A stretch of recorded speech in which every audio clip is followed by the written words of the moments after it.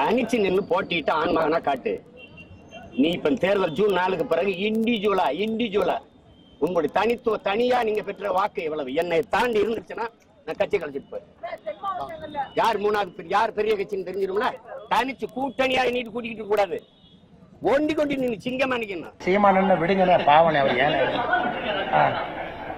விஜயலட்சுமி அக்கா பேசுறப்பெல்லாம் சீமானன்னு எம்எல்ஏ கிளம்பி வருவார். அவர் மாத்திர விஜயலட்சுமி அக்கா அங்கிருந்து அட்டாக் பண்ணுவாங்க.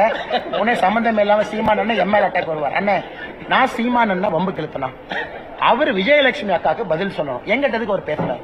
அண்ணன் நான் வம்பு கிழத்தினா அண்ணன் நான் பெருந்தரணையா சொல்றேன். ஜூன் 4ஆம் தேதி ரிசல்ட்டை நீங்க பார்க்க போறீங்க. இன்னைக்கு பாரதிய ஜனதா கட்சி திராவிட கட்சிகள் இல்லாம தனிச்சு நிக்கிறோம். 19 இடத்துல நிக்கிறோம். 4 இடத்துல சிம்பிள் நிக்கிறோம். நீங்க சீமானண்ணனை பிஜேபியினுடைய 23 இடத்துல கம்பேர் பண்ண. நான் சொல்வது பக்கத்துல சொல்ல -30% அவர் கொடுக்குறேன். நாங்க வாங்கின ஓட்டுல இருந்து 30% மைனஸ் பண்ணிக்கங்க.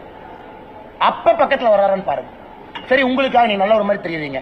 இன்னும் ஒரு -20% டிஸ்கவுண்ட் அப்படின்னா -50% டிஸ்கவுண்ட் கொடுக்குறேன். ஆனா நான் அண்ணன் அவர் அரசியல் கட்சி நடத்துறாரு, நல்லா இருக்கட்டும்.